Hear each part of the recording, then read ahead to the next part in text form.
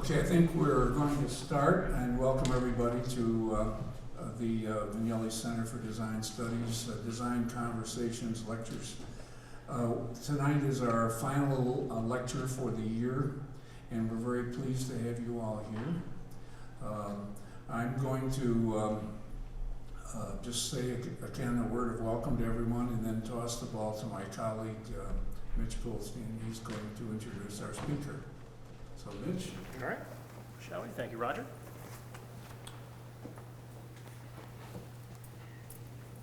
Okay, good afternoon, everybody. Thank you for being here.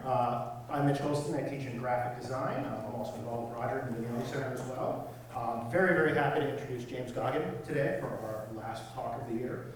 And James teaches in the graphic design BFA and MFA program at Rhode Island School of Design in Providence, my alma mater, as well.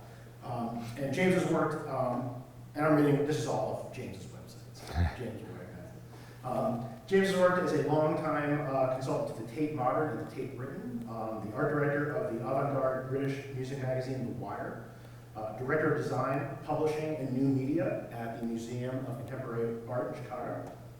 He also designs for various projects and clients with a number of fonts available through the Swiss-type foundry Line2?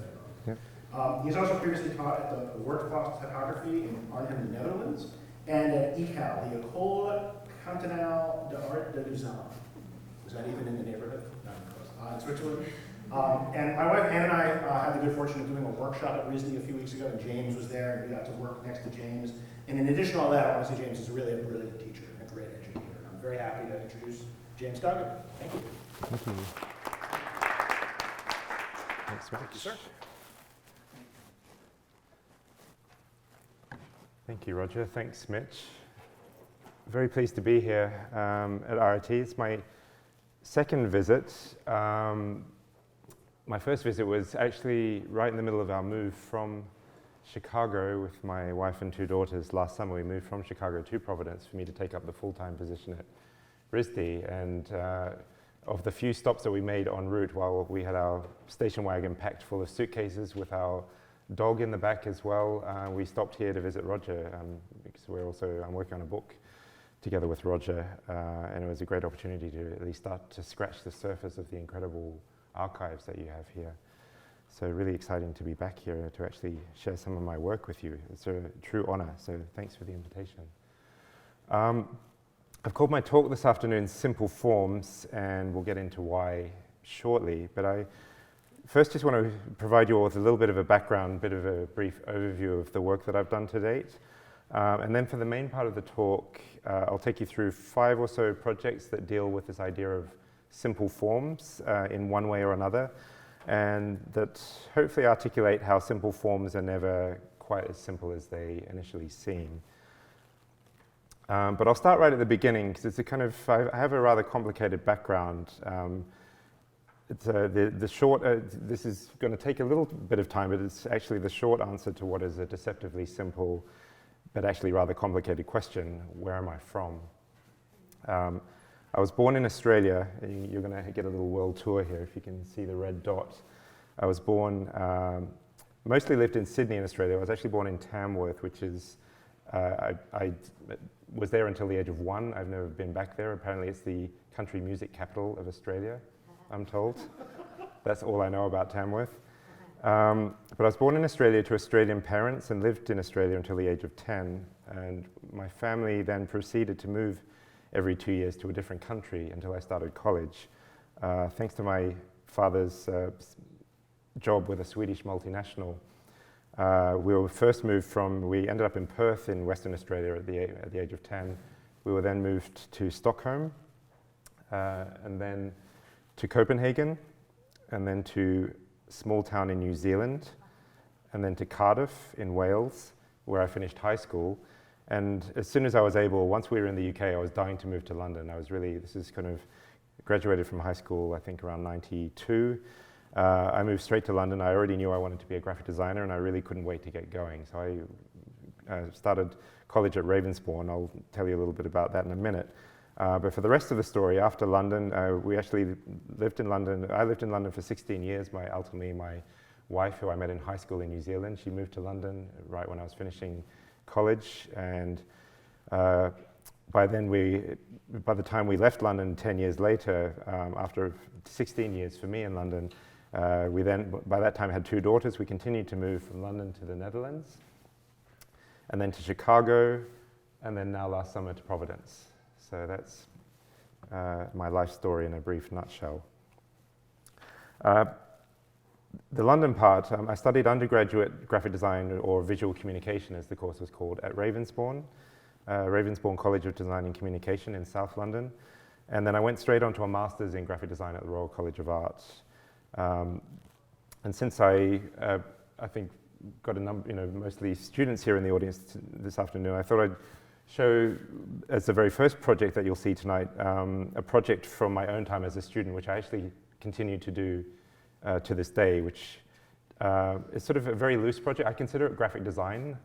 It doesn't even really have a title. If I have to give it a title, it's what you see here, which is Passport Photo Color Test, which is just exactly what it is. I found this weird color chart. It's not actually a true color chart. It's actually a board from some kind of board game that I just found in the street in London years ago as a student. And I started doing this as a ritual. Every time I traveled to a different city or a different country, I would take this chart with me and find a photo booth in the local train station and just take another color test. And I've got a whole stack of these. I mean, I've never turned it into a poster or made a book or anything. It's just a gesture or a ritual rather than a piece of graphic design, but it's still very much part of my practice. And it's just something that I still do. Ironically, the last one that I did, I found that in the US, it's much more difficult to come across photo booths. In the UK or in Europe, you just go to any local train station and you often need to get a passport photo taken. What I've discovered in the US is that they mostly have photo booths in bars, not in... And so this is the most recent photograph, which, multiple ironies, it's a black and white photo that was taken in the Rainbow Club in Chicago, which is actually a great bar in Ukrainian Village. But this was the most recent passport photo color test from a couple of years ago. It documents your loss of hair. It does indeed. This is a sort of, again, a graphic design career in a nutshell. Thank you very much for pointing that out, Roger. I appreciate that. So I started, right after graduation from the Royal College of Art in 1999, I started my own studio called Practise, with an S. I'll get into that in a minute.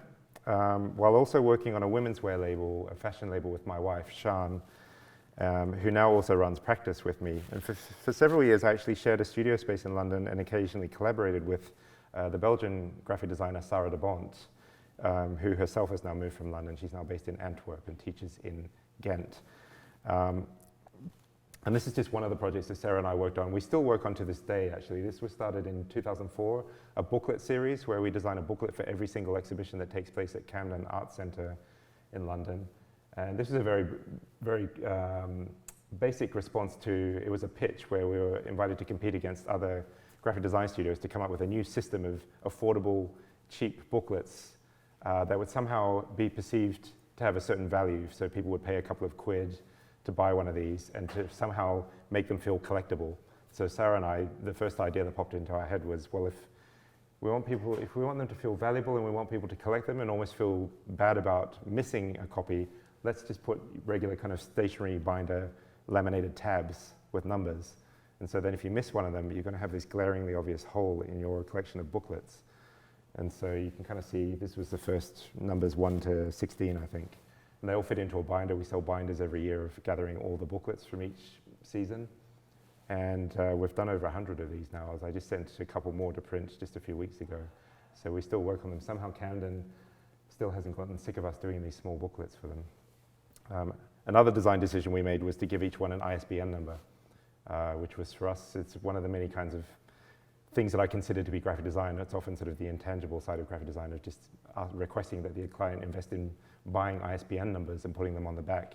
So for us, it elevated it to a kind of the value of a book. And it also means, in the UK at least, legally, anything with an ISBN number automatically has to be entered into the British Library's archive. So it meant that we could immediately slip our cheap 8-page booklets into the British Library. So that was, for me, a very strategic design decision that, just is embodied in a simple ISBN number on the back cover of each of these. So in London, I worked on a lot of projects. So I ran the studio there for 10 years. I worked on a lot of books. identities. This is an identity and ongoing work that I do for David Conn Architects. I art directed the music magazine The Wire, as Mitch mentioned, which I did for 3 years. While busily running the studio, I would spend a week in The Wire's office. They're an avant-garde music magazine, and I would only have a week to typeset all of every single issue. The rest of the 3 weeks, I would be juggling my own work with commissioning all photography for each issue. So I would get a phone call during the week, you know, we need to shoot Cool Keith in New York, or we need to shoot Terry Riley in San Francisco. I would have to organize these shoots and art direct the photographers. It was a big learning curve for me. I learned how to color correct and do pre-press work because the pre-press company that The Wire had was cheap and was really bad, so I ended up doing it myself. It was also just great. The Wire, you would go into the office and they'd be playing Finnish noise music at full volume while they'd be accepting calls for, you know, ad placements, and I'd be trying to call the printer. And it was just a great experience. I've always been really into music, and to be able to go in there, and for me personally, I read The Wire anyway, so as far as I was concerned, I got to read every issue in advance before everyone else while I was laying it out. I worked on exhibition design. This was a collaboration with David Conn, the architect whose identity I just showed. And then one of my main clients at the time was the Tate. I mostly worked with Tate Britain and Tate Modern, but also with Tate St. Ives on a variety of web, video, publishing, and exhibition projects. I was never officially employed by the Tate, but I was consulting and working on site with them for so many different commission projects that, and going in so frequently, that I ultimately ended up with a staff security pass just because they got so sick of me, you know, having to wait at the office and for them to, you know, come down and collect me. So I worked on a huge number of projects for almost 10 years with the Tate. Things like this was collaboration with the French artist Dominique Gonzalez-Foerster doing reflective signage in the Turbine Hall at Tate Modern as part of her kind of dystopian project about Tate in 50 years' time. More basic things like posters out in the streets, which, you know, something I always love, where the ephemerality of posters. I would always ask them, tell me when the posters are out so I can go and photograph them, and, you know, you would never be able to beat other people putting fly posters on top of your posters already. Sometimes I got to collaborate directly with artists like Olafur Eliasson, who worked on this campaign for his big son. Some of you might know that this epic project he had in the Turbine Hall. Tate, I had to work with their official so-called brand guidelines. There's an official Tate typeface and an official color palette. I thought it was rather nonsensical that a branding agency would dictate the colors when, in my belief, it was the artist who should dictate the colors. So I would usually disregard the color palette. And the typeface, I would often make my own versions. This was what I called Tate Dot, based on the original Tate typeface, because Eliasson's project, for example, was basically consisted of an almost empty turbine hall, bathed in yellow light and filled with precipitation. It was mist, so it was kind of very ethereal. And so for me, these particular projects, the Unilever series, which were once a year, big, massive commissions to a solo artist in this huge space, often career-making commissions by the Tate. It was always a challenging poster to design because they would keep it under wraps as to what exactly the artist was going to do. So you had to somehow communicate and draw attention to this exhibition without giving away the secret of what it was. And so for this poster, I kind of felt like I would make a diagrammatic version of exactly what Olafur was going to do, which was essentially an empty space bathed with yellow light and precipitation. So the dots was the precipitation, and the poster was on yellow paper. And so I was kind of, I was being slightly subversive by giving away the secret, by explaining exactly what they were going to find. I worked on a lot of catalogs and other things. That would be a whole other lecture just to show you the work I did at the Tate, but it gives you a general idea of what I was doing in London. And then in 2009, I'd been running the studio for 10 years, gradually been giving workshops and lectures and starting to get into teaching here and there and really enjoying it, and gradually started to think about how would it be if I could somehow combine my practice with more full-time teaching. And during a visit to the Rietveld Academy to do a workshop in Amsterdam, I met up with Armand Mavis and Karel Martens, two incredible Dutch designers. And we had a very nice dinner, and that involved a lot of drinking. And by the end of the evening, I was somehow found myself being offered a position at the Werkplaats Typography in Arnhem, which is the very small combined graphic design studio and design school that was founded by Karl Martens, essentially as a kind of apprenticeship model. It was essentially, literally a Werkplatz Typografie, a typography workshop. When it first started, students would just work alongside Karl on his book commissions. And it gradually grew to the point where now Karl's no longer involved, but it would still remain this model. When I joined in 2009, I was just there for 1 year in the end, but I was there to kind of direct the course while at the same time be a studio manager. Students were, we would receive calls with commissions for publications or exhibition designs. I would assign them to different students. I would deal with the clients. I would sometimes travel to Brussels with the students to make presentations, or to Amsterdam, while I was also acting as a teacher alongside other teachers who would come there on a weekly basis for theory and for writing and for design.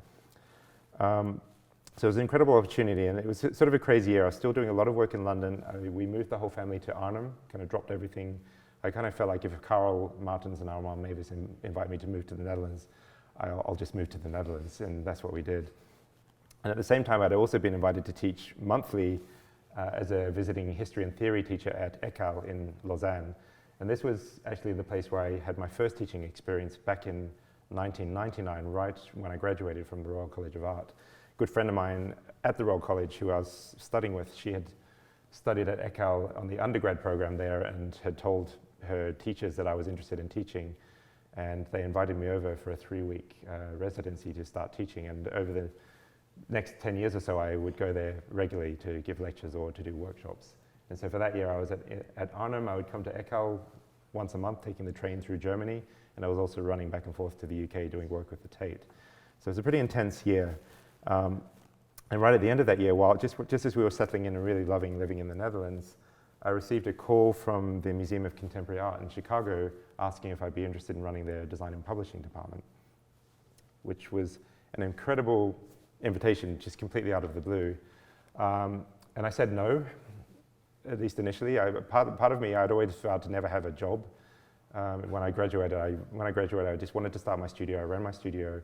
I was interested in teaching. I was really not that interested in, having a so-called job. But at the same time, it's not every day you get invited to a major contemporary art institution in the United States, in an amazing city like Chicago, and essentially be given kind of blank slate, not only in the graphic design kind of programming, but also in publishing. And that was something that increasingly in London I'd gotten more involved with clients, with gallery clients and people. I found myself editing books as well as designing them. And also, once I realized that books didn't circulate very well or wouldn't get distributed, I started advising on publishing and distribution with various clients. So publishing was something I was very interested in and wanted to do more of. And we were invited as a family to go and visit Chicago, and I ultimately said yes to the position. And a year after having just moved to the Netherlands, we moved to Chicago with the family.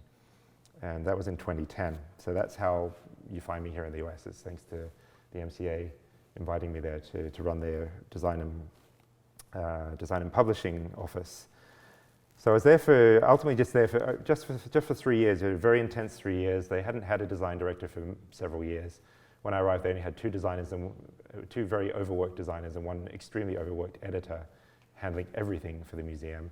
And we gradually built it up. I immediately started hiring more editors and tried to get more designers. We had a videographer, we had web developer in-house, really doing all aspects of communications in terms of video content for the website, books. I would also get involved in the programming. Like this was still from a moire workshop that I did for children on the Family Day in Chicago, where we had light boxes in the main hall with different kind of patterns, teaching children about the moire effect.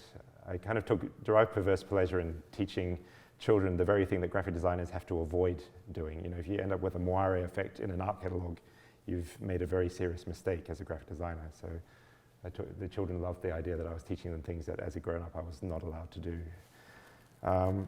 Did a lot of posters and sort of exterior signage work, catalogs, a lot of exhibition graphics, fly posting, and I managed to talk myself into even curating an exhibition during one summer in 2011 together with Alfredo Ruiz, one of my colleagues in the graphic design department. And this was the very last catalogue that I did at the MCA, titled The Way of the Shovel, which was, as you can see in the subtitle, on the archaeological imaginary in art. It was all about contemporary artists who are using the archive as a kind of site of contemporary practice. This was this was a particular book we started playing lots of games together with the curator and the editors. One of the artists in the catalogue and in the exhibition is Mark Dion, who himself is actively involved in kind of pseudo-archaeological digs as part of his practice. He's done projects where he's been doing collective digs with participants on the bank of the Thames at low tide, for example. So we had this idea that we just wanted to put a shovel on the spine, and ultimately thought, well, rather than trying to draw a shovel, why don't we just ask Mark Dion to draw his favorite shovel, and that's what he did. So the credit in the back of the book was, shovel by Mark Dion. And we played some games on the inside cover. The strata here is actually the geological strata beneath the Museum of Contemporary Art in Chicago. And we had a little twist on, you take the shrink wrap off this book and immediately you have this book belonged to, as a bit of past tense. So this is something nice that we could start playing with as both publisher and designer at the museum. In 2013, it was a great experience, very intense experience. We kind of worked ourselves to death at the MCA, and I ultimately decided I really wanted to return back to independent practice, but now do it from the US rather than from the UK. I'd met a lot of interesting people in Chicago that I wanted to work with, and it was still weird for me to kind of be tied to just one institution and only do work for that one institution after having worked for 10 years in London working with all kinds of different organizations. So we started Practice back up again, and I'm showing you what I consider to be the incorrect spelling of practice, which is how you in America spell the verb practice. But I thought I'd just mention, the reason why I called it Practice, the name of the studio sounds like a noun, but it's very deliberately a verb. And there's a unique difference in spelling only in British English between practice, the noun that you're seeing here, and practice, the verb. So just as I much more prefer to think of design as a verb rather than a noun, I definitely wanted my studio, when I started in '99, graduating from the RCA, I definitely wanted my studio name to be a verb, especially one with such a nice ambiguity like practice. So, practice with a C is the professional form of practice, like an architectural practice, a medical practice, the carrying out or exercise of a profession, as the dictionary puts it. But my studio name is emphatically the opposite, a kind of enthusiastic amateur, the notion of performing activities repeatedly and learning from them, that kind of practice. Practice makes perfect. So that's the practice with an S, which we distinguish in the UK. I didn't really think about it that much. It's actually quite a boring sounding name. Even in the UK, I'd be on the phone and have to say like, no, it's SE, not CE, and it gets a bit tiresome. But it's still a word that I really believe in, the idea of practice, the verb, being a statement of intent for my studio, to somehow continue my career as a deliberately perpetual student. If graduation at the end of one's studies, one is expected to become professional, I really intended to avoid becoming professional for as long as possible. And I still do my best to avoid that categorization to this day. I always feel like if I actually ever kind of become worthy of being deemed professional, then there's nothing left to do. I mean, then it's no longer interesting what I'm doing. So we ran the studio in Chicago for 3 years, and sorry, this is still the intro. I'm going to quickly get through this before we get to the main part. And believe it or not, this is a very shortened version of the whole story. But we ran the studio in Chicago, Sean and I, for 3 years, working with clients in Chicago, in St. Louis, in Boston, still in London, and in Europe. I'll talk a bit more about this project at the end. Doing projects like websites. This is for Jeannie Gang, incredible Chicago-based architect. More work for some of our London clients, redesigning the website for David Conn, whose identity I showed earlier. I've been working quite a lot with the Carpenter Center, this incredible Corbusier-designed building at Harvard, doing a new identity for the Carpenter Center for Visual Arts, the CCVA, as it's called. These are fake photographs. We work on the banners right now. I always have to do a disclaimer if it's a mock-up. And sometimes more esoteric projects. This was for an exhibition on the occasion of the 50th anniversary of the British road signage system by Margaret Calvert and Jock Kinnear, and where they invited 50 different British graphic designers to make alternative road signs. So I kind of made what we called a pastoral warning sign. So it's in the warning sign triangle, but using the brown touristic signage system to make this kind of slightly surreal, oversized landscape of giant ducks and flowers the size of Stonehenge and so on. Continuing to work on a lot of books. Books is probably the core thing that I love doing and that I do the most of in the studio.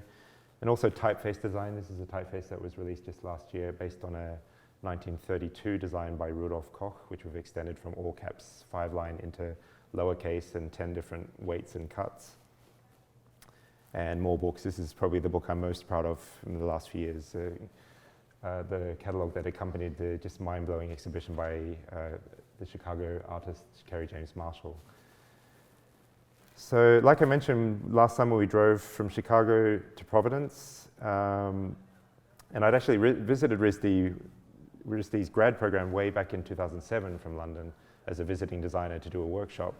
And then once I was based at the MCA, I kept in touch with Bethany Johns, the program director of the grad program, and she started inviting me on an annual basis to be a thesis critic. So I was given a student to follow every semester, and 5 students to follow every semester, and really enjoyed doing that. So when a full-time position came up last year, I applied for it, and we found ourselves now moving to Providence. And it was actually a rare moment where RISD hired 3 new faculty members full-time, so I was very fortunate to arrive alongside Keitra Dean Dixon, who actually moved from Alaska.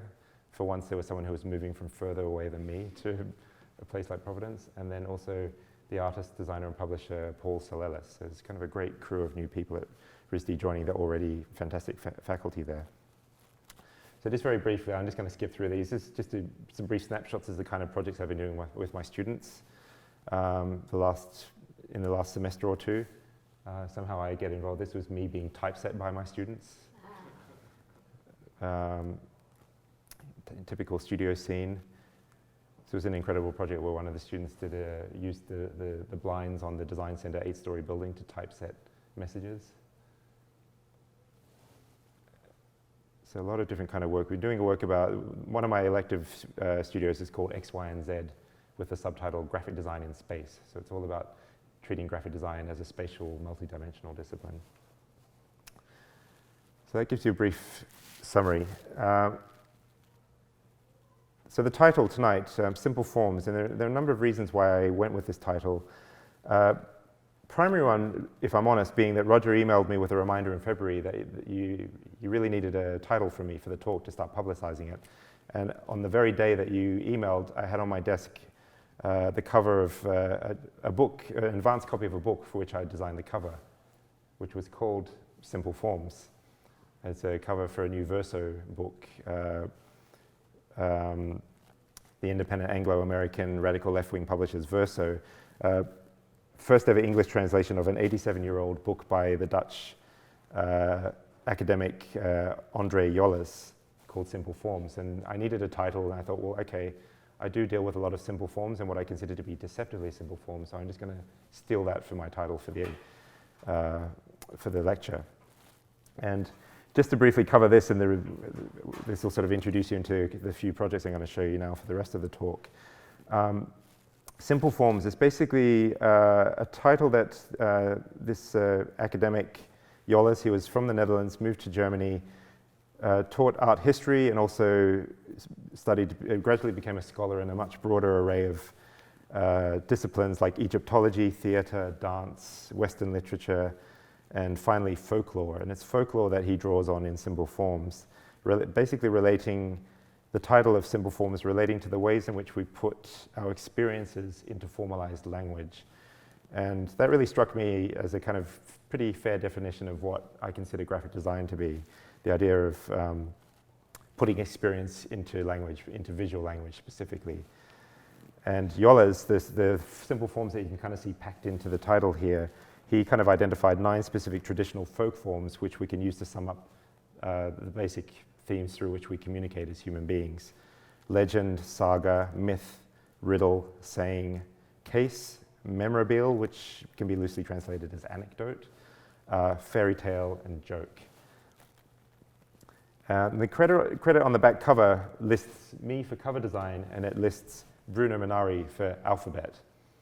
And Bruno Munari is one of my favorite sort of multidisciplinary artists, mid-century Italian artist. He was an artist, inventor, industrial furniture, and graphic designer. There was a bit of a debate from Verso's editors about this. They came back to me and said, shouldn't it say font or type? And I kind of came back to them and said, well, actually, if you want to be really creative, it should actually say shapes, Bruno Munari, or even just game.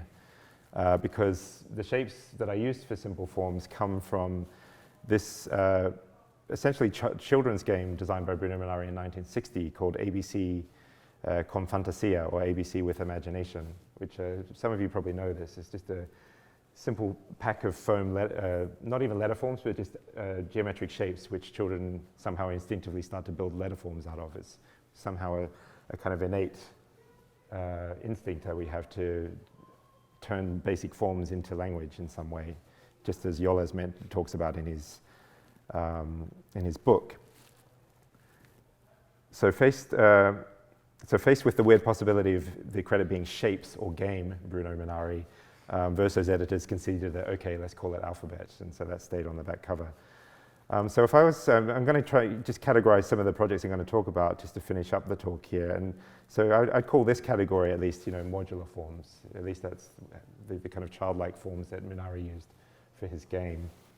And so just in terms of just unpacking the cover here, I used the shapes partly because they were literally simple forms, and something a kind of deliberate, almost too obvious move like that is something I'm not really afraid of at all with most of my design work.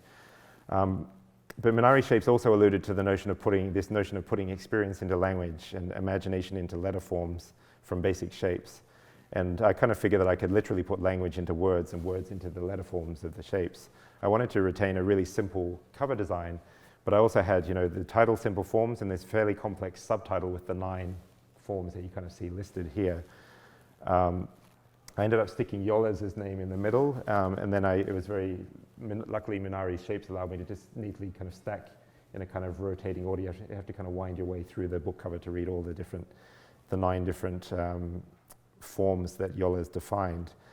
And I was kind of pretty happy with this simple cover, even though it had a lot of text to deal with, until right before I went to print.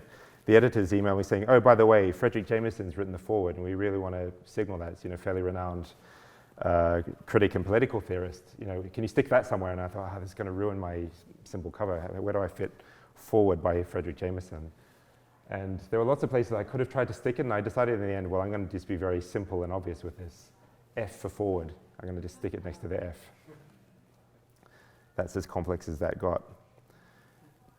So I've always loved this original photo of a small Italian child playing with Minari's shapes, and so much so that over 10 years ago, in 2006, I was commissioned by the Scottish artist and avant-garde musician Momus to design the cover of his next album. So I was actually inspired to try and recreate this very scene of this original archive photograph of a child playing with Minari's shapes.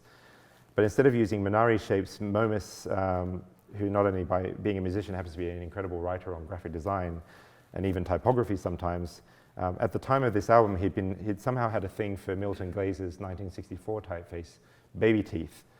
So I recreated this scene that inserted Baby Teeth letter forms instead of Minari's letter forms, just as a kind of way of doing a historical nod to both Minari and to Glazer. And it's something I'm often doing in my work, and I wanted to show a few of these projects while I'm here, given the rich historical archive you have here at RIT. How are we doing for time, Roger? We're fine. We're fine? Tell me if I'm going too long. I've got a couple more projects to show. So something I'm interested with a lot of my work, and partly what I'm getting at with this notion of deceptively simple forms. I'm very interested in, this cover is a good example. I'm very interested in something that's just colorful and engaging and lively that'll attract people's attention just purely on a formal level.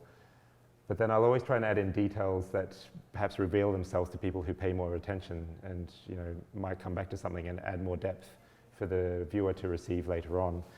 And it's something I'm very careful about in terms of attribution and provenance in any given project. So for this project, I was careful to acknowledge, first to kind of discredit Milton Glaser with his baby teeth shapes, but also to credit Minari. And it's a line that I often use when I'm giving historical references in work.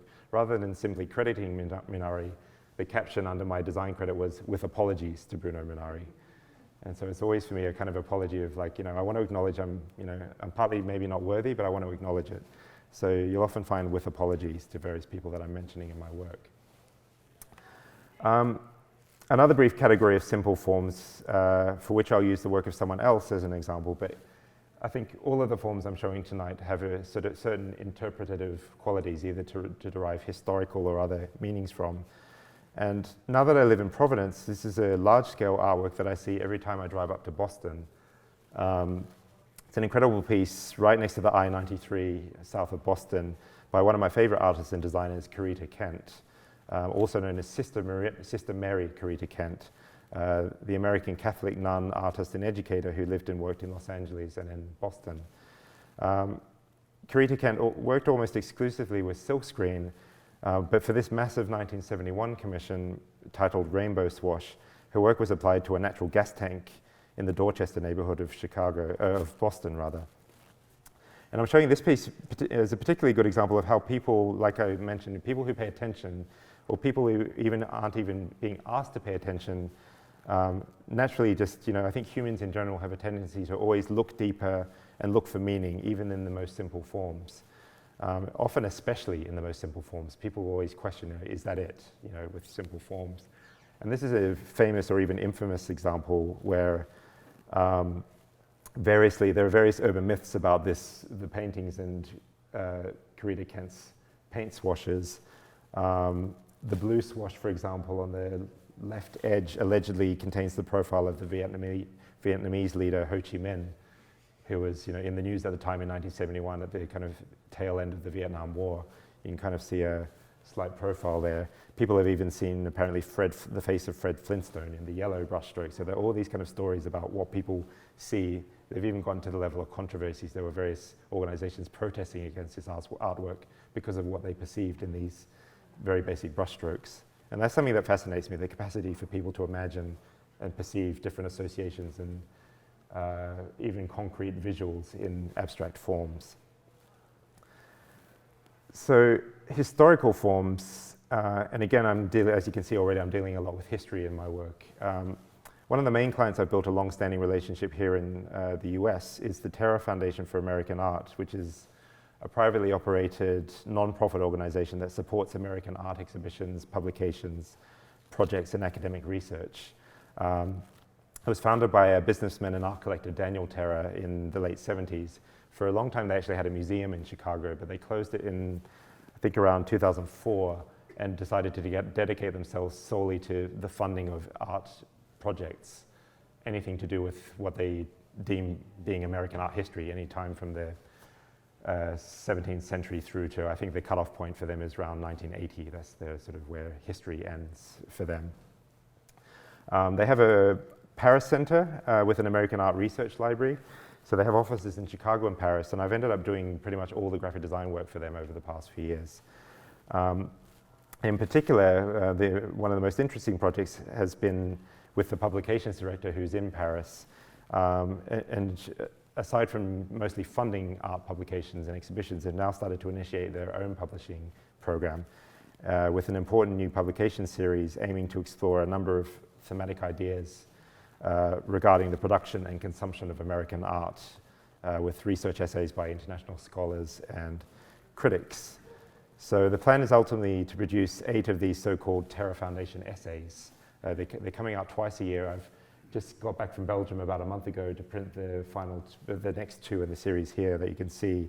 The themes so far have been picturing, scale, the covers of which you can see, and then the most recent volumes that have just come back from the printers, circulation and experience. And like many art organizations and institutions, the Terra Foundation has traditionally conformed to very conservative art reproduction principles. So usually, you're not allowed to crop paintings. You shouldn't put typography on top of the paintings. And these are pretty hard and fast rules with many museums and organizations. As I've gradually found over the years, sort of bendable rules, but pretty hard and fast. So here's a typical artwork from the first volume, for example, from Picturing, Mason Chamberlain's oil painting on canvas of Benjamin Franklin.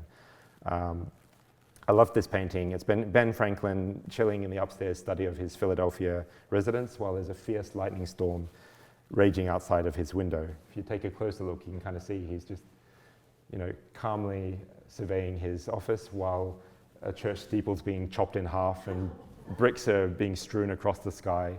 Really dramatic scene. And of course, Franklin ended up mastering electricity and, reigning in control of lightning, among many other of his achievements.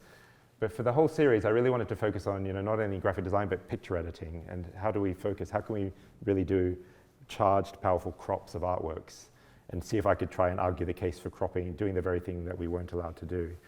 So this, for example, already looking closer at the painting, you start to, at first glance, you don't see a lot of these dramatic details. And the whole series was about looking closer at American art. So I thought I would take this literally and propose this. Let's just crop, really severely crop to the point of cropping out Franklin himself. But I kind of felt, at least with the wig and the lighting, you could maybe sense that this is still Franklin. So that was rule one, no cropping. And I thought, with all the things I just mentioned, the charged image, literally charged with the lightning, I felt like I could probably try and argue this severe cropping as a technique for the whole series. And at least I wasn't breaking the second cardinal rule, which is no typography on top of the paintings. So that got me to the next stage. And at least if I did, place type on the painting, for example, at least it would have to be in a kind of nice, understated, legible typeface, and would definitely not have to be, you wouldn't align it vertically, for example. That would be terrible. So this is, so I showed this to the publishing director in Paris, and she took one look at it as an initial proposal and said, first, I love it. Second, the board is never going to go for this. But here's where the historical charge of, even just simple letter forms starts to really take effect. The thing with the Terra Foundation, I'm often having a friendly dig with them because this is their logo. And I think some of you here will probably know what this typeface is. I even hear that it's maybe Mitch's favorite typeface. Is that true? So Deutsche Industrienorm, DIN. I mean, I'm always having a bit of a dig at Terra because they're a foundation for American art. And they're using Deutsche Industrienorm, German industrial standard, as their typeface. So I'm always poking fun at them for that. I kind of know them well enough that they can take some of my digs. But I knew for this project, which I had a certain autonomy outside of their official identity, that this was a chance to really work with properly historical American type and to really make a bit of a comment, a self-critical comment on their identity. And so that's where this came in. Back to the publications director saying the CEO will never approve this. The type is far too contemporary. It's illegible. It's set vertical. It's on top of the painting, and you've really not only cropped the painting, but you've cropped it really severely. You've cropped Benjamin Franklin's face out of it. This is just never ever. They'll never ever pass this. And they were all valid points. I had to concede. Apart from the type, it's not too contemporary at all. It's actually from 1930, lettering designed by William Addison Dwiggins, which originally he did not as a typeface or type, it was just lettering for this book, American Alphabets by Paul Hollister. And so my plan as a kind of response to the Deutsche Industrienorm was to typeset all of the volumes solely in type by Dwiggins, both for its historical resonance and relevance to some of the series content, but also precisely because of the temporal ambiguity of Dwiggins's type. A lot of his type looks remarkably contemporary. So the body copy I set in Electra, which Dwiggins deliberately designed to be kind of ahistorical. Subheads and footnotes and captions are in Metro, his sans serif, which was kind of Dwiggins' American response to Futura and Gill, for example. And then this incredible American Alphabets lettering, which was sort of a bold, abstract, kind of timeless retort to DIN. And so rather than any kind of commercial sense of selling my bold concept to the directors at the Terra or trying to make excuses for it, I simply went in and ultimately this kind of much feared presentation to the board and to the director, I went in and gave them a 30-minute lecture on Dwiggins. And they hadn't heard about him before, and once I took them through his remarkable body of work, they found that they couldn't argue against the design concept. It was exactly aligning with their mission of promoting the education and exploration of American art history. And so we went with it. I didn't have to change the proposal at all, and you can kind of now see the first 4 covers here, going from scale through circulation to experience, always with these very tight crops. I mean, scale, for example, again, like with my F for forward on the Simple Forms cover, I'm often packing in equally historical or kind of conceptual references alongside very blunt, almost dumb kind of design decisions like scale.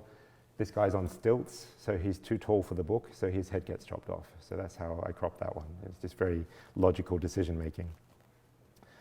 So overall, I'm very, now we're kind of, this was always my plan. I wanted the presence on often spines for me, book spines are often forgotten. People often focus on the cover of a book, But when you think about it, the one aspect of a book you see most of the time is the spine on the bookshelf. You don't usually see the cover most of the time. So for me, the spine is a really important site for experimentation and for really trying to communicate in certain spirit about the book. So gradually, we're going to end up with 8 of these, and already on the shelf, we're starting to build a nice collection of abstract shapes, which reveal themselves to be the titles of each theme. Inside the book, you get these opening spreads, which are still, not necessarily legible. This was my favorite title so far, No Representation Without Circulation. But then the following spread, it kind of introduces you to the regular text with the Electra display at the top and then a mix of Metro and Electra in the body. I love this title so much that I'm proposing to make a set of silkscreen prints just with this statement. It's just such a great statement. And Francois Brunet, the writer, I think is really into this idea, so we'll see if that happens. How are we doing? I think I've probably got about 10 more minutes if you're willing to humor me.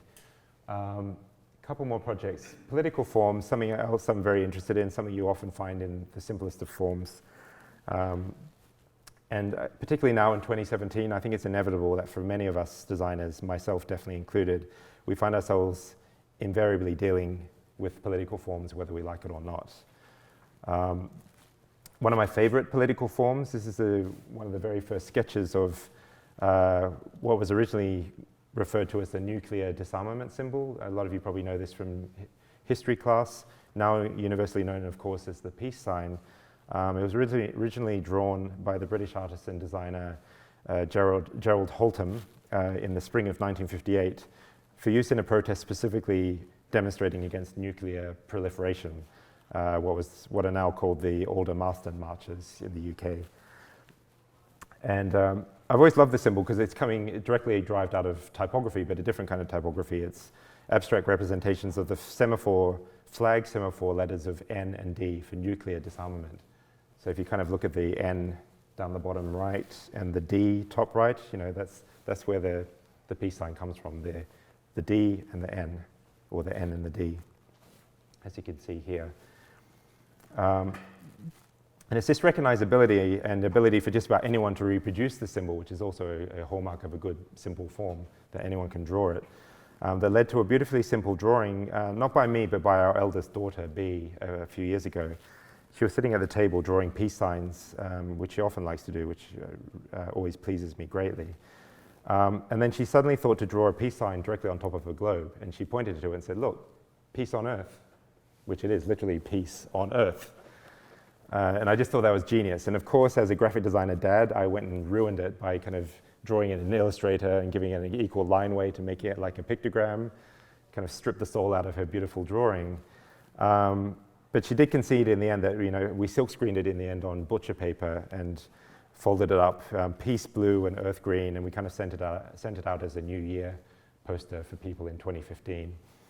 And I think it's the recognizability and the charge of the peace on top of the earth, mixing kind of ecology and activism against war, essentially, really gave it this, just the juxtaposition of these two powerful symbols, the kind of the picture of Earth that we finally saw from space once space exploration happened, the kind of whole Earth catalog view of space, really combined to give us this powerful poster.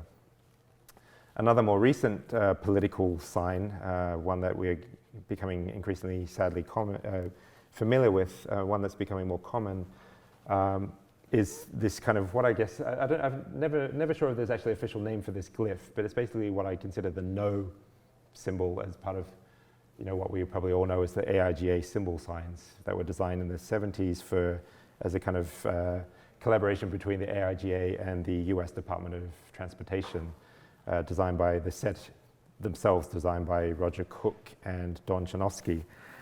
And most of us recognize no, the big no from like no smoking, the thing that's stamped over the cigarette.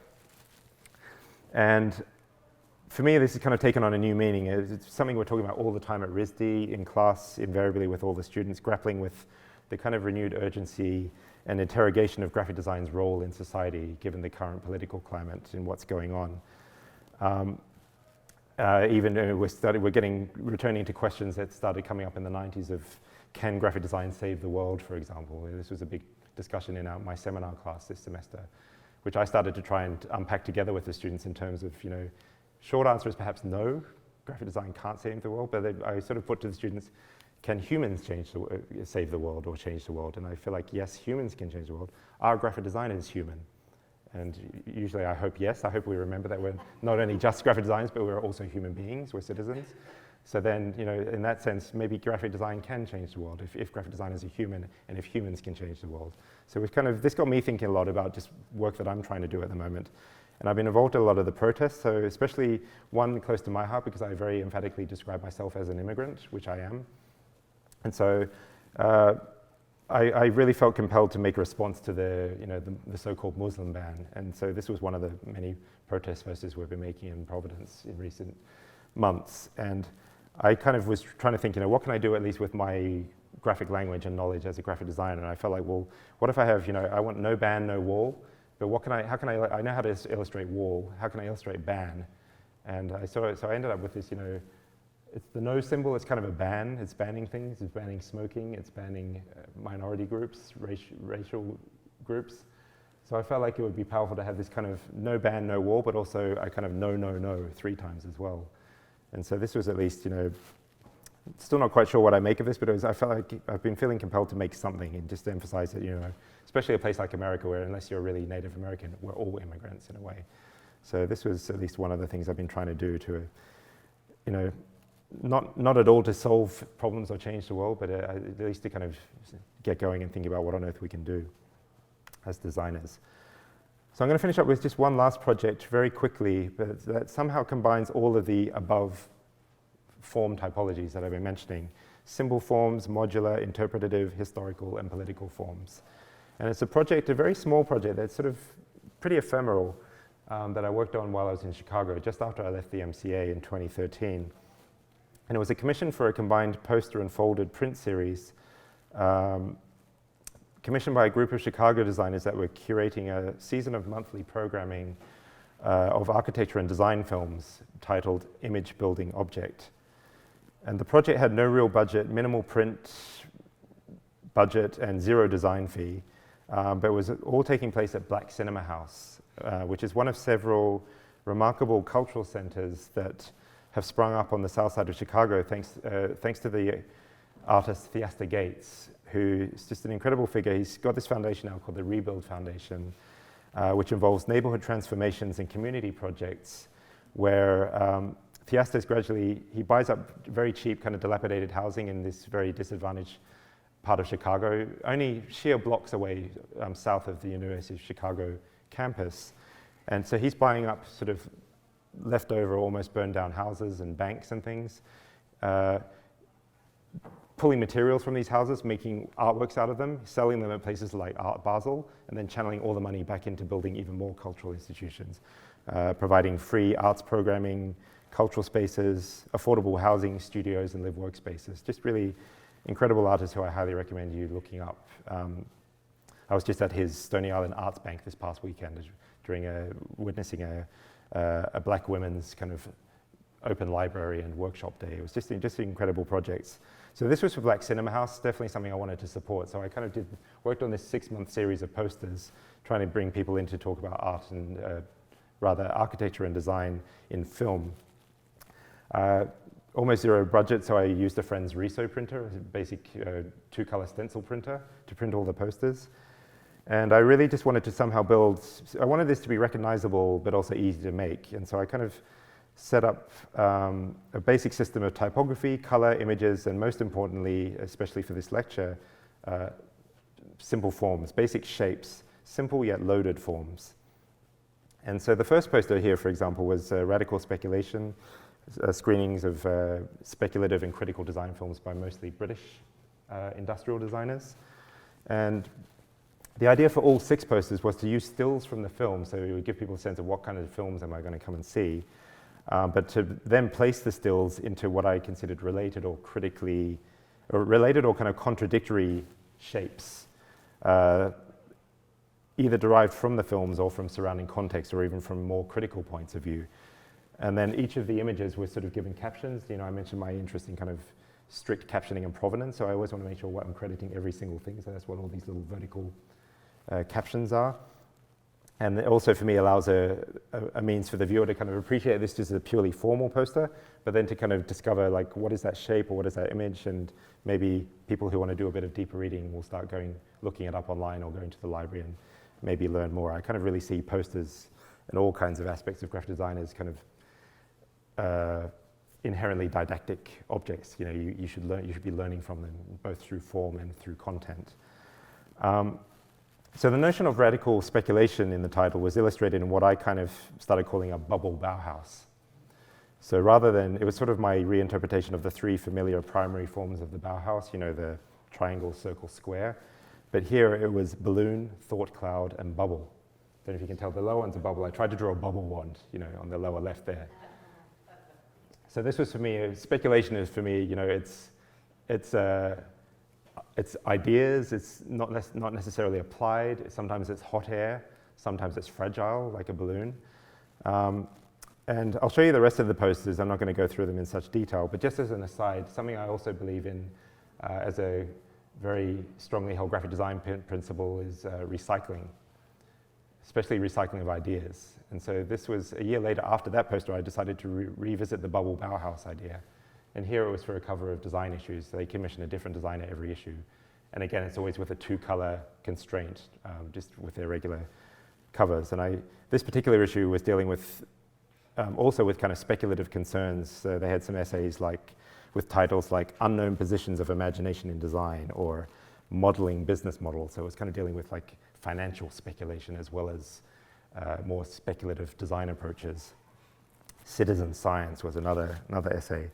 So I thought this was a perfect place to kind of reprise this idea of the bubble Bauhaus. For me, it was sort of, you know, the 3 empty forms no longer filled with images, and I also liked how it aligned. They always have 3 kind of themes or missions at the top of the design issues, top right there. You can see, what does it say? History, theory, and criticism. So I kind of like this idea of balloon history, thought theory, and bubble criticism, maybe. But the extra element that I added to the design issues version of the bubble Bauhaus was a crucial surprise waiting on the back cover. And this, for me, was the poised hand of the critic as a kind of ominous or promising presence, depending on your point of view, ready to burst the bubble of any kind of speculative theories. So that was just a little hidden thing on the back. This is another example where on their website they only ever show the front covers, so if you order a copy, you'll get a surprise when you see the needle on the back. So just to very quickly take you through some of these other posters before I finish up. The rest of them, I always tried to pick 3 elements and then again to kind of load the images inside further loaded forms. So this was, I ended up presenting one of the evenings myself on the films of Patrick Keeler. If you don't know the films of Patrick Keeler, I highly recommend watching them. He's a kind of an incredible film essayist, part historian, part poet, part landscape photographer. He makes these very poetic films. He's best known for the so-called Robinson trilogy, London from '94, Robinson in Space from '97, and Robinson in Ruins from 2010.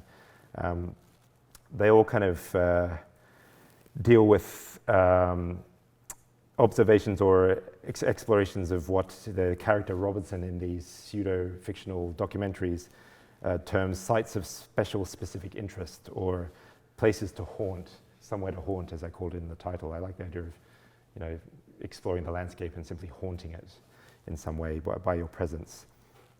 So Keeler is sort of deals with a lot with concerns of the corporate and military takeover of the countryside and such issues like that. So I kind of packed this poster with details like, you know, a British motorway sign that not only has directions to the north and to Derby, but to a corporation, to Toyota. And this photograph is an American military base, the presence of which has always been a very contentious issue in the UK, as a kind of essentially an island housing even nuclear weapons sometimes for the US. And I put this inside the head of Johannes Wolfgang von Goethe, who is one of the many literary references that's referenced in Keeler's films. And I'll just show you a brief still to kind of show you what I mean. This is a classic Keeler motif where he'll take something like a motorway sign and through progressive close-ups revealing patches of lichen that have started to grow in the typography. And this particular patch of lichen happens to perfectly resemble the German philosopher's profile, as you can see here. So his films are packed with all of these incredible details, which I've always loved. And so that's why you ended up with Goethe's head filled with an American army base. All of which is not immediately apparent at all to anyone viewing these posters, but I'm sort of equally interested in, packing them full of detail, but also telling people what time it's on and where you can go and see it.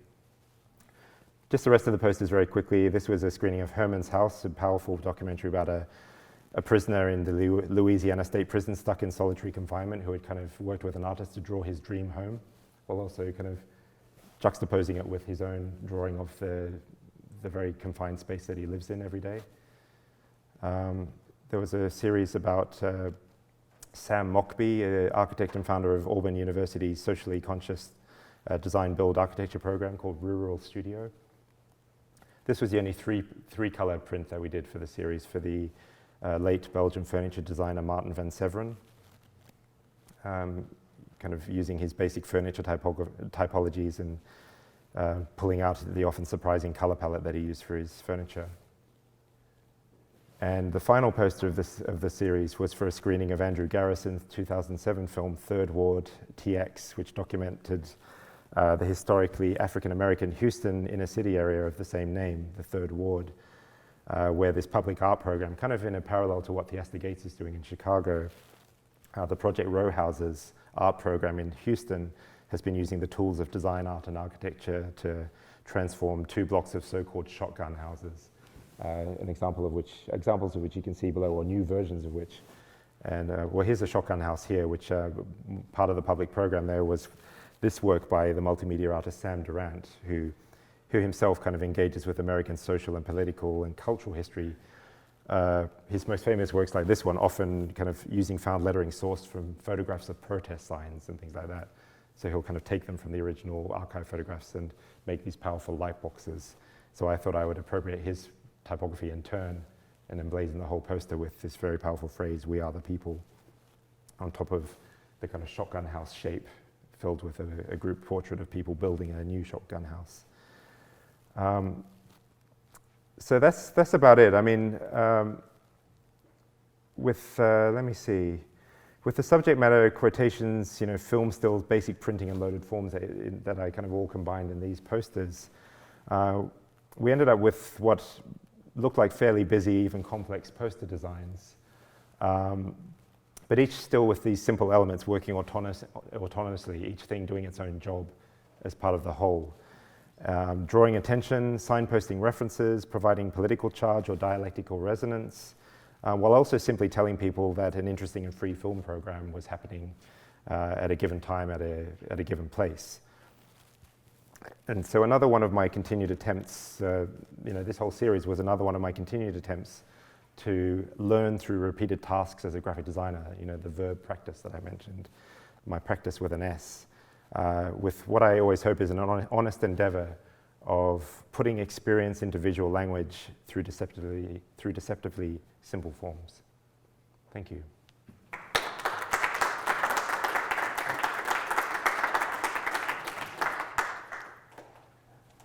See if we have a few questions. Yeah, happy to take questions if you haven't heard enough I from have me one. already. I have a question. Oh, good. Yeah, please. On the way over today, we talked a little bit about the importance of a designer dealing with the content of which they're designing for. Yes. And it's very refreshing and instructive to see your work and to see how as a designer you're very much involved in trying to translate and deal with the content of your message. Yes. Do you want to speak to that a little for a minute or two? Yeah, definitely. I mean, this is for me. If you're not fully engaged with the content, I kind of don't see the point of being a graphic designer. You're really missing out on a lot of fun to be had, if nothing else. I think translate is the key word. I really see graphic design as a form of translation.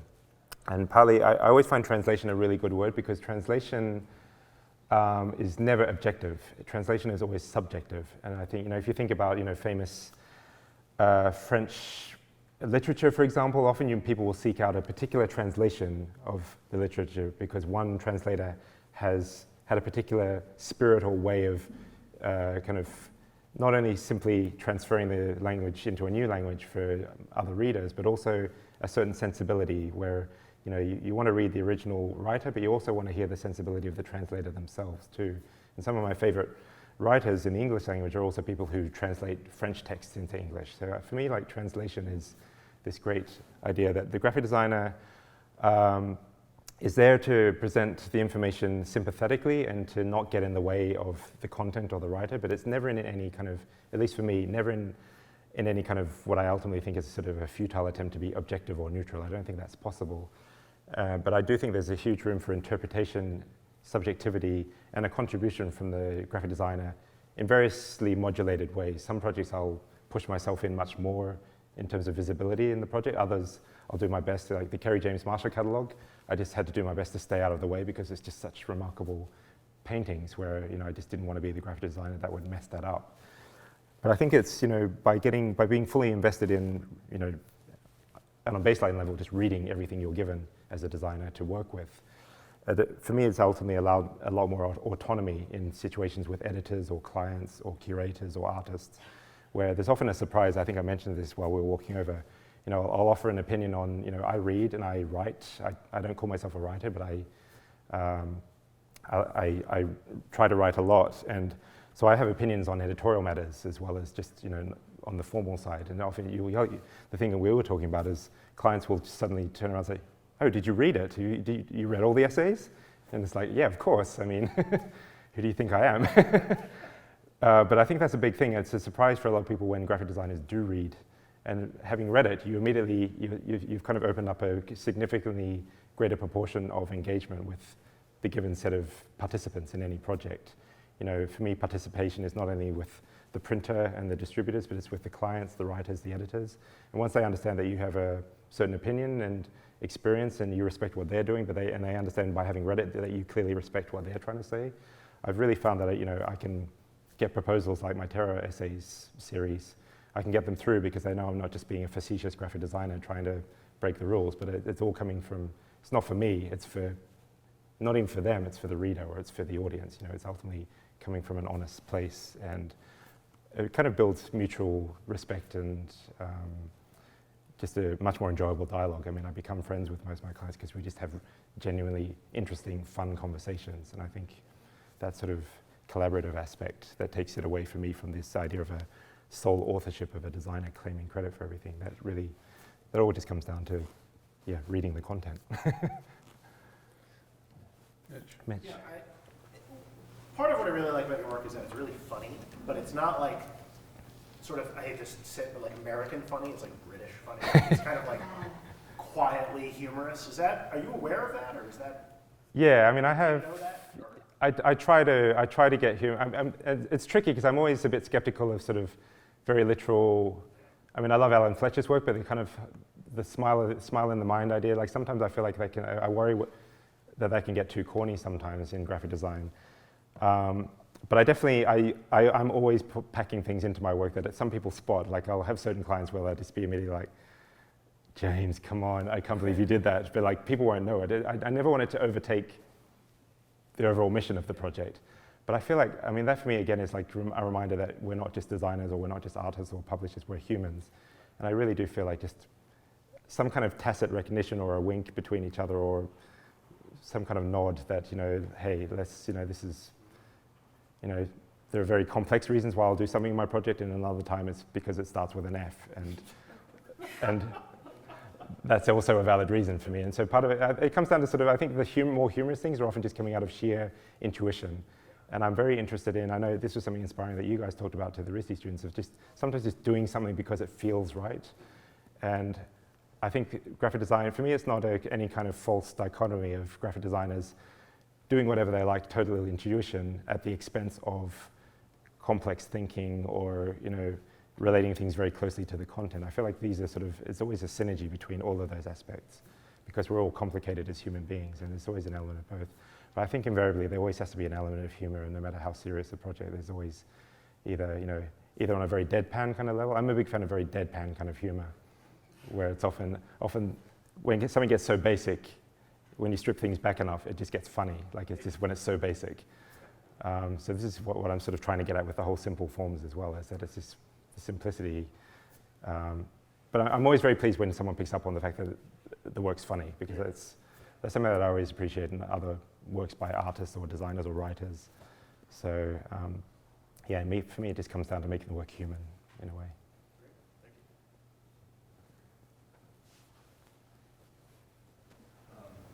When you're designing something for your client's client, for instance, like a book cover, something that has to make it through a group of people before it can be, offered to another group of people, who are you considering first and foremost? Is it the people you need to present to, or is it your client's clients? I'm considering the readers. So I'm always trying to just project beyond. Yeah, I've always done my best to kind of avoid feeling like I'm having to sell my work or to kind of sell the idea. Like that language always feels to me a bit desperate. Like it's as if I'm not confident enough, or I kind of feel like I have to sort of somehow trick people into accepting the idea, and then I feel like already I'm onto a bad idea.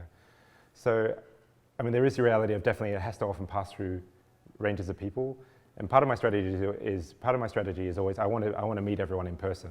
Like whenever I'm in a situation where I'm having to send it to someone and I know someone else is going to be presenting it further, I feel like we're missing the point of the whole relationship of me being a designer, being asked to do something with them as the editor or with the writer. A lot of the work I did at the Tate, it took me about 5 years or so to finally get through the marketing department beyond them to be invited to meetings with the curators and with the artists. And I had to keep sort of to the point of being annoying. I had to keep pushing them saying, I really value and appreciate your experience and knowledge as a marketing department.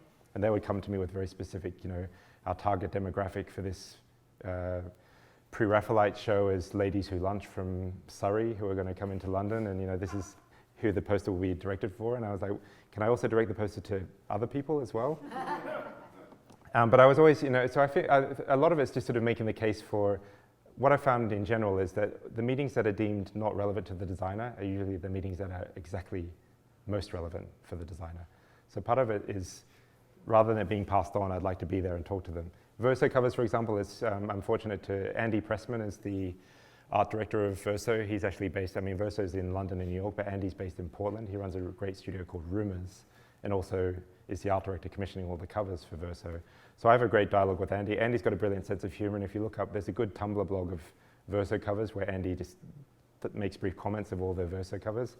Mitch and Ann have designed Verso covers, I think, right? So you guys know Andy, and Andy's brilliant. So sometimes if you're lucky, you have a great art director who I can totally trust Andy to take my idea and explain it to further. I don't need to try and insert myself into the, there's a certain point where I'm going to be aware of, I don't want to be obnoxious about it. I'm not going to start forcing myself into all kinds of meetings. And I don't necessarily want to sign up for even more meetings than I already have in my whole life. I have too many. But, so it's always a balance. You try to assess, is there someone who's sympathetic? Are they asking me?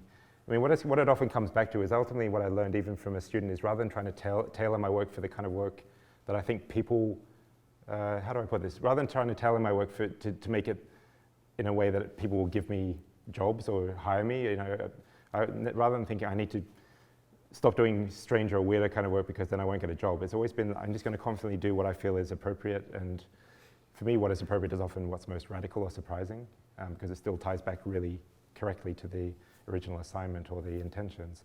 But just by doing that work, you kind of gradually attract people who are sympathetic to what you do.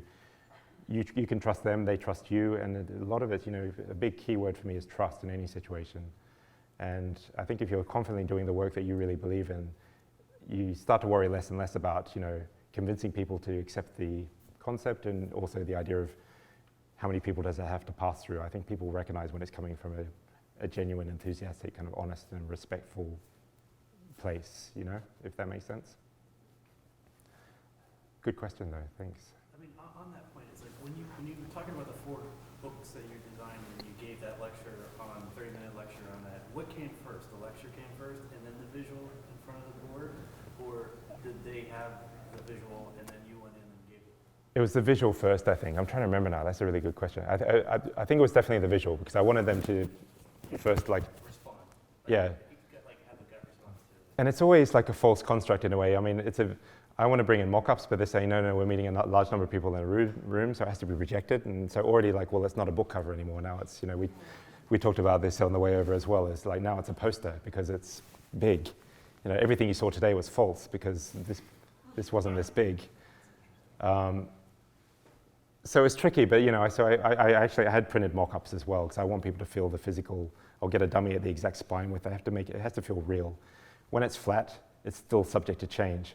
When it's physical and I'm there in person, I don't want to phone it in or do a Skype thing. I want to travel and meet in person. Being face to face is, regardless of, we can all work on the web, being together in a room is still super important. But I definitely showed them the thing, and then they were kind of, raising eyebrows, and I was like, oh, okay, James, okay. And I was waiting for them because I remember it's all coming back to me, but definitely I wanted them to immediately say, well, this is far too contemporary. And then so for me, the next thing was, it's from 1930. So all of a sudden, really? And I said, yes, it's William Dwiggins. He was, painter, calligrapher, made marionettes. I don't know if you know that side of Dwiggins. Coined the terms graphic design. He coined the term graphic design in 1922. Yeah, see? And that's what I put in the note in the back of there. That was another thing. Anyway, I convinced them, I think partly because of the shock and realizing, oh, this is from the 1930s, you can't just take things at face value. And I really sold them. There's a fantastic portrait of Dwiggins with really kind of shock-haired, like crazy hair. So that was the portrait I showed, like this is Dwiggins. And in the end, they were so into the idea and the story behind it that I proposed to them, and I said, I think we should write a note on the type. In the back of every volume, there should be a description of Dwiggins, how he coined the term graphic design, and his importance in kind of art and design history, how it relates to the mission of the Terra Foundation. Anytime you have something that relates to their mission, any organization or foundation, they're trying to check boxes like, does this relate to our mission? And so they couldn't refute that. Here was I coming with a kind of whole embedded story just in the very readable typography of Electra, and they couldn't argue against it in the end. My only follow-up question is, how many times have you used that technique afterwards? Of giving history lectures? That kind of pitch again to get people to buy in. A lot. I'm always apologizing to clients. They get a story, they get the provenance and history of every typeface that I'm choosing. I'm using this typeface, but wait, not this other digitization because that's a bad digitization. I'm using this one because it's from here, and it's significant because it's an original cartographic typeface from the 1920s, and it relates to this or that. Sometimes I'll just use one because it's geometric and it's round, and that's enough as well. But it's always, mostly my clients humor me, and they like that there's a reason behind why. They're still welcome to just somehow viscerally oppose, they just don't like the feel of it. And for me, that's entirely valid. If somehow it just, for them, feels off, I'm not going to say, well, I'm sorry, but my, history and theory says otherwise. I think for me, any response, even more so if you're not a graphic designer, that's even more of a valid response. This doesn't feel right. Chances are many other readers might feel the same way. So I always want to listen to that. So most of the time I'll only come in with, people ask me for 3 or 4, the classic sort of design pitch, give us 3 choices, and I'll come in with 1 most of the time. But the 1 is not a fait accompli. It's one that, here's a provocation, now let's talk about it. And it's all up for grabs in terms of, I'll go back to the drawing board if you can kind of argue with me that things are not appropriate or don't work. And for me to make 3 things without having even talked in person is pointless. It sort of doesn't make any sense. Wow, that takes a lot of confidence. Well, it's confidence, but it's also for me saying this is an open question, but I want us to start with something concrete. If we start with 3 things, then you're starting to already pick between colors, where if we start with 1 thing, I never want to come in as a prima donna saying, here's my thing, take it or leave it. That's the last thing I want. But it's really, for me, it brings them into the process. So by the end of it, they can point to all the things that they had input on and, I changed that or I did that. And it really makes it collaborative. And for me, it's from a position of respect rather than being a kind of prima donna designer, just showing up with 1 thing. Right, but still, I understand it's not a prima donna, of course, it's the opposite, but still the confidence to walk into that meeting and to not know if they're going to absolutely hate everything you show them and not to have another one in your back pocket. Yeah. That would be really scary to me. I'm impressed by your confidence.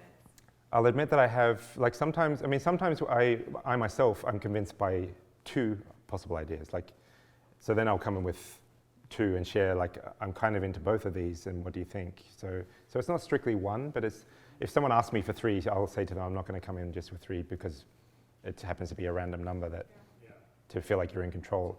I'll allow you to be more in control if I bring in one thing that I really believe in with a lot of rationales behind it, but you're totally open to just skewer it if you want to. And that third idea is always pulled out of, somewhere at the last minute anyway. Yeah. Because I find we usually get really into the second idea. Yeah. Like the first one's a warm up, the second one is Yeah. really bad, and the third one's like, oh shoot, we've got to have something by Tuesday. Yeah, exactly. And that's the thing. I mean, often the first thing I'm bringing in will change drastically, and often I love it, and I'll be like, I can't believe I have to go back and change this. And then it always comes out better. Like, I'm always really happy with that. I'm also not afraid at all to, like, there in the meeting, open up InDesign and start, if they have suggestions, let's just start playing around. A lot of designers are horrified about opening up your, the magic, like opening up your files in front of the client. But that's how I get a lot of my work done. It's efficient, and immediately sometimes they have an idea and you do it and they say, oh, you're right, that doesn't work at all. Or so for part of it, it's just really, let's just be honest. I'll show you how it's set up, and a lot of it's just to do with saving time and doing it in person. So for them, they really start to believe, they understand that, okay, this is a collaboration here, and I'll change it if you have a good argument. But often I'll argue back as well and say why I don't think they should change it. And once you establish that, a few people were shocked when I first came to the US and started doing that.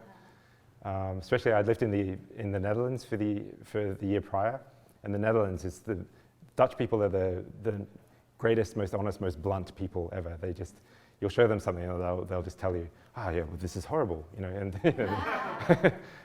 and so I took on a bit. I was already had that tendency, but I took that on a bit and would arrive in Chicago and talk like this sometimes with clients, and they're like, excuse me, what?